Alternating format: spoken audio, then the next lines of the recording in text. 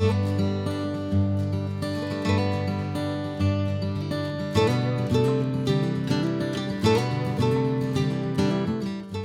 les fleurs fanées que vous pouvez avoir pendant la floraison,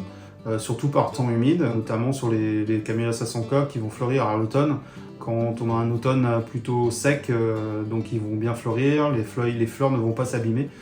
Par contre, si on a vraiment un temps humide, les fleurs vont vite s'abîmer, donc il faut souvent secouer un peu les branches pour faire tomber tout ce qui est vieilles fleurs fanées et qui empêche aussi le développement de pourriture sur justement ces fleurs. Les camélias ont une grosse particularité, c'est que la floraison est un peu auto-nettoyante si on veut, les fleurs vont tomber d'elles-mêmes. Il n'est pas forcément nécessaire d'enlever toutes les fleurs fanées au pied de la plante puisqu'elles seront nécessaires à réamender le sol pour éviter l'épuisement de la plante.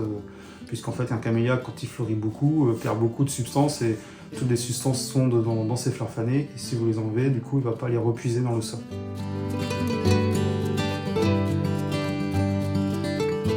Alors la taille du camélia, elle n'est pas forcément indispensable quand vous achetez un plant plutôt âgé, puisque c'est des plants qui sont taillés au moins une fois ou deux par an sur les 10 premières années de leur existence dans les cultures pour justement le former de façon à ce qu'il soit au mieux possible quand vous l'achetez en magasin.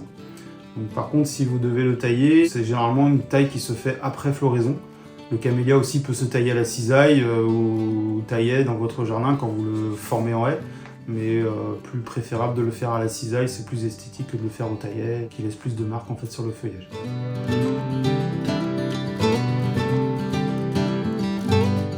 Pour ce qui est de l'engrais, on aura deux sortes d'engrais à utiliser éventuellement. Donc l'engrais chimique, entre guillemets, ça va être un engrais plutôt complet, à base d'azote, phosphore, potasse et oligo-éléments, mais auquel on peut rajouter de la matière organique à base de plusieurs produits différents comme le fumier,